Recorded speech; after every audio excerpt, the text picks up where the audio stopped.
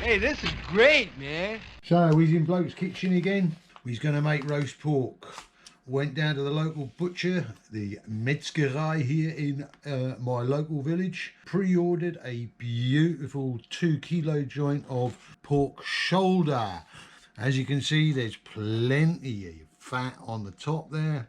That is going to make the most beautiful crackling. So let's get it out of the bag. Let's prep it. First things to do first though, wash your hands before touching meat. To make a beautiful crackling, we need to get as much moisture as possible away from that. We need a nice dry skin. The more water there is, the less crackling you get. Don't bother with that. Get one of them. Dig it in. Don't need to go down all the way to the meat. And score it all the way across. You can do it from the centre, centimetre apart.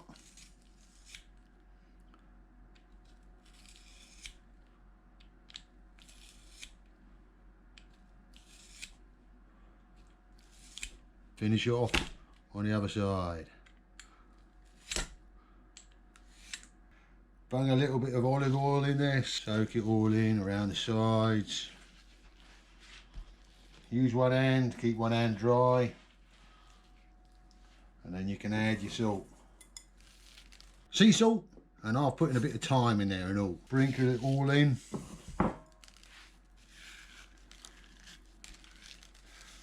The more sea salt you bung on there, the more crispy it's going to get.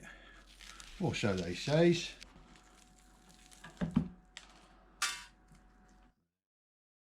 People add water into the bottom of the tin. I is adding cider, and that's ready to go in the oven. 230 degrees for half an hour, and then turn it down to 175. 3 hours.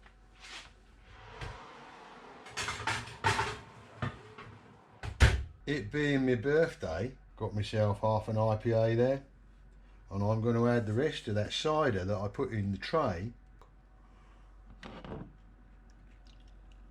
And I've made myself a so-called snake bite. Cheers. Have a nosy at this then. See that? It's taken on a new form. The wonders of cooking. You beauty! That'll be my signal then. To turn the temperature right down. 175. And let it do its thing on a slow cook for another 2.5 hours. Roast pork joint, it wouldn't be complete without apple sauce. Apple sauce in England, traditionally made with Bramley apples. We've only got Braeburns, but it will do the job.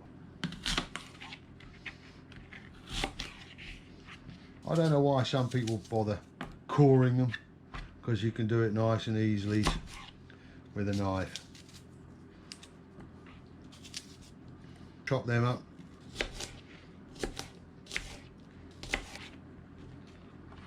Bang it into a bowl. I've got a little bit of lime left over. Could use the lemon juice. And then we're going to add a bit of zest. Still got a bit of cider left over.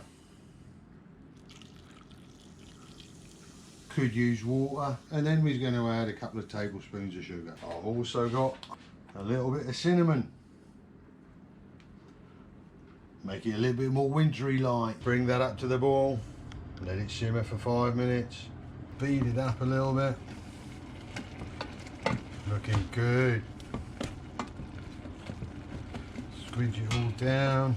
Another 5 minutes and that will be done. Put that to the side.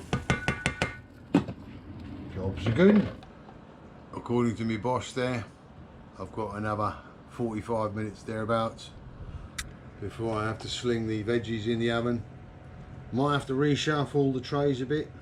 Some people's like to rest the joint of meat above an empty tray so the fat and juices drip into the bottom tray, and then you can roast the veggies in the drippings from the roast pork. I, however, will do it in olive oil. I use parboiling my veg before they go in the oven, except for the beans. That would be a little bit of parsnip, tatties, and a few leftover carrots I found.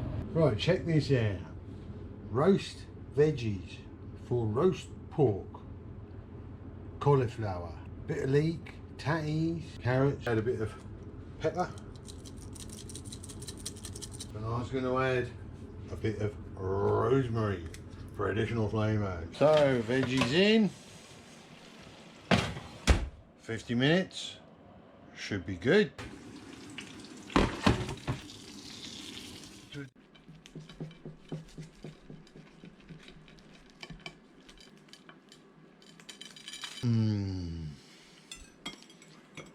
Beautiful.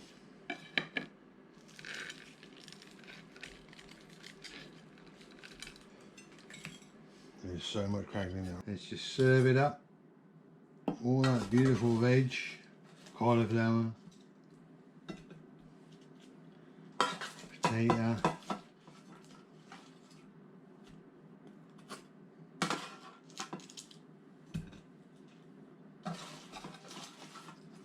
carrot. Yeah, there's a couple of onion bulbs in there, if you don't like that sort of thing. Tough nuts. Some people like to have gravy with their roast pork. Yeah, you can do that if you want. Personally, I think applesauce does the job. And while we're talking about applesauce, which is the best accompaniment,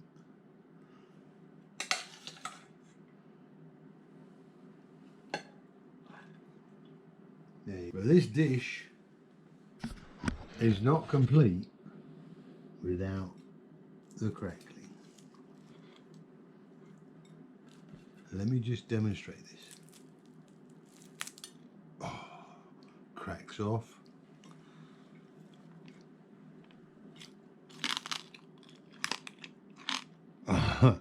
That's why we do roast pork.